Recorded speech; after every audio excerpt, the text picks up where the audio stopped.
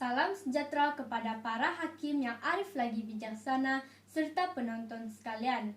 Saya Grace Valentine dari Sekolah Rendah Sentosa Tambunan Sabah ingin membicarakan sebuah buku yang bertajuk Sahabat Rimbaku Sang Kancil. Buku ini mengandungi 100 muka surat dengan 6 kisah pengembaraan Sang Kancil di sebuah rimba ditulis oleh Syamsul Muzaffar.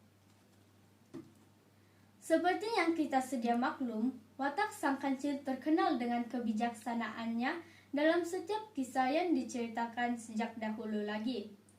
Namun, dalam cerita ini bukan sahaja berkenaan dengan kebijaksanaan, malah Sang Kancil juga diberi watak yang mempunyai sifat angkuh, bangga diri dengan kebijaksanaan yang dimiliki, malah sentiasa memandang rendah kepada haiwan yang lemah.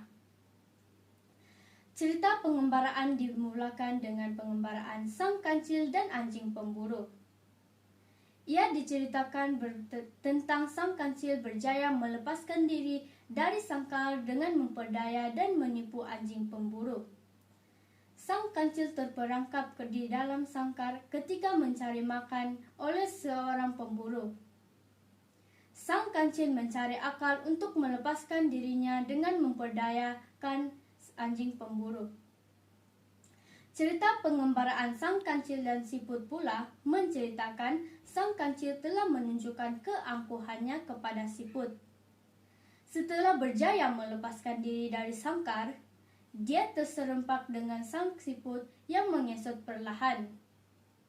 Dengan begitu sombong, Sang Kancil mengejek dan mengajak Sang Siput untuk bertanding dengannya dalam tempo sebulan. Tanpa diduga, Sang Siput telah mengatur strategi sehingga dia mengalahkan Sang Kancil dengan bantuan siput yang lain.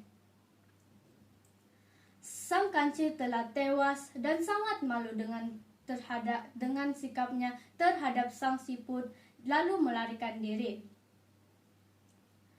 Walaupun telah dimalukan oleh Siput, Sang Kancil masih tidak insaf kerana masih lagi dengan keangkuhannya. Ini pula diceritakan dalam pengembaraan Sang Kancil dengan Sang Bangau. Ketika melarikan diri, dia terjumpa Sang Bangau. Sang Kancil bercakap besar dan angkuh di depan Sang Bangau, tetapi akhirnya kalah dalam pertandingan menyeberangi sungai dengan menggunakan kerak nasi.